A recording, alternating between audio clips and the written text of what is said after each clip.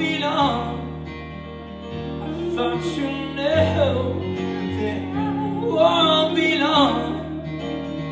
I never used to say I won't belong.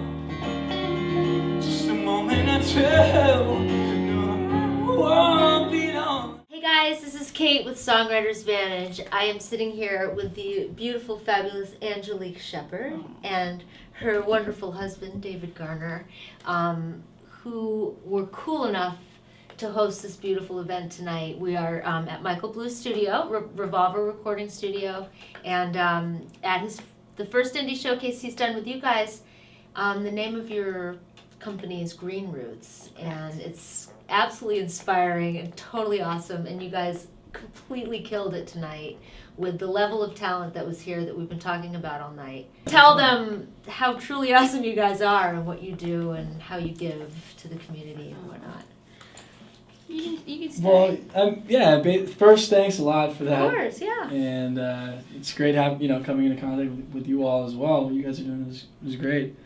And, we just kind of found ourselves, and we're parents, and we are also musicians, and we found ourselves just in living and being good parents and trying to set an example, simultaneously wanting to pursue our passions and do good, but then juggling that with family responsibilities and everything. Mm-hmm. So basically, Angelique, she was telling me, you gotta get out, you gotta play more, you gotta do some stuff. And I just didn't have time, and so she planned a showcase at first at our house. I think it was the inaugural thing was for Obama's. Yeah, it wasn't a showcase. It was just a dinner party. Yeah, it was just people were coming to hang out for Obama's inauguration. And at the time, she had bought me a grand piano. Oh, that's nice, isn't that? When I was on tour, for a couple, I was on tour for like 3 months, and I come home and she has a grand piano waiting for me, and just. That's so cool. In our new house, in this space. It was the most amazing gift. I was like, oh my God, this is amazing. I had been kind of out of playing and writing music for a while. And which you don't see a lot of, the wife encouraging the husband to do. Right. It's usually like, no, get into corporate Come on America. now. Right. For me, it was like, it's like, when you're called to do something, you can see when someone else has the gift. And it was a shame, it's like, he's a teacher, and his love is giving back to the community in that way. He works, he teaches actually high school math in inner city schools in Compton and in Watts. When I met him, he was a high school teacher in Compton. And so that takes if you're going to be good at it, it takes a huge chunk of your day. You can clock in at 8 and clock out at 3. But unfortunately, that's not, if you want to be a good teacher, you devote many more hours. And so I was seeing this happen. It had been years, and it was just like, there's just no time. There's no time to do shows. There's no time to go out and network, because Hollywood is all about networking.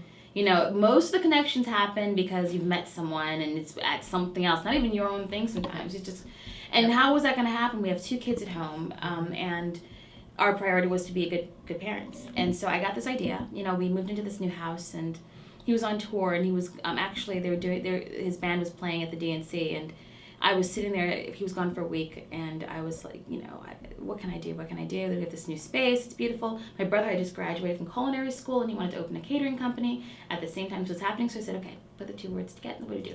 And we started having these dinner parties, so my brother could start practicing.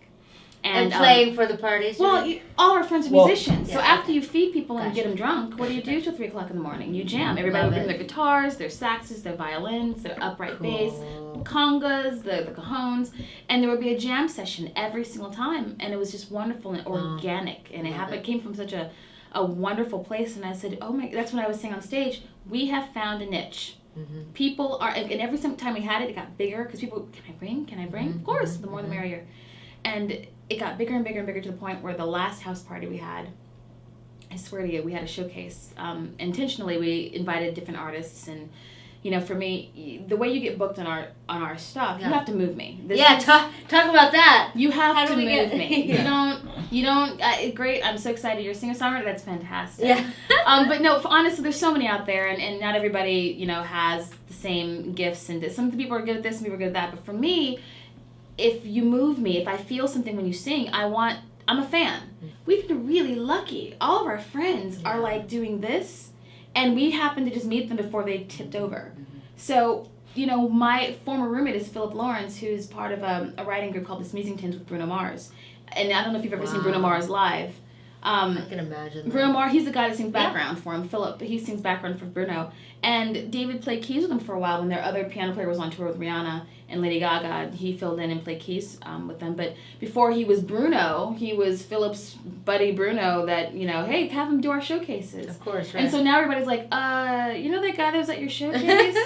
Nothing But You was number one on the billboards and Billionaire. And it's like, we're like, yeah, we knew he was great when we met him when he was 21 and he was a kid. Yeah. John West, our friend, just got signed to Island Def Jam, and he's been coming to our house since he was talking about the inaugural dinner party. He showed up at my house, and I was like, this tall kid walked in and stayed till 4 a.m. jamming out. And he's been to every single showcase. He's played everything. This is the first showcase he's missed. He was supposed to play tonight. But he got a lot. He just got signed, so now he's owned by Island Def Jam, and they had him in the studio. They had him in a session, so he couldn't make it. Yeah, poor John. And then Angel Taylor. Yeah, we met her when she just got signed to Columbia, and she was friends with my brother-in-law Michael, who's in Lady Danville. Mm-hmm. His little brother. I guess he's your little brother first, and my brother-in-law second. That's cool. That's cool. Okay, I mean, you taught him everything. Yeah. All right. So we've been really lucky with the people that have been drawn to us, that we've been drawn to are these. If you know anything about the singer-songwriter community in Los Angeles, it's Chris Pierce, it's Keaton Simon, Tony Luca. We've had Raining Jane, we've had The Elevators, we've had Lucy Schwartz, of course. We've had some. Dana Glover is this amazing singer-songwriter that works. Brilliant. Absolutely. She's played the last 2 showcases we had. I've known her forever. She's phenomenal. She's great. I'm a fan. I moved to LA because of her song, Thinking Over. I wrote with her brother John. I don't know if you know John. No. I don't even think he's here. He was an artist as well. Really? Anyway, that's another story. But yeah, I've known Dana for years. We've had this really great eclectic group of people that have played our things. We've been so lucky. Where was I when this was going on? I'm trying to What the heck? This was the mellowest one. Ours they go till 5 a.m. just jamming out. You just gotta put the feelers that you gotta keep your eyes peeled and know what's hot. And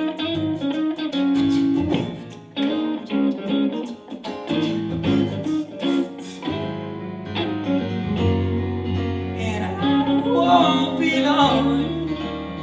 I thought you knew that I won't be long. I never used to. I said I won't be long. Just a moment I tell. Said I won't be long. Just might take some getting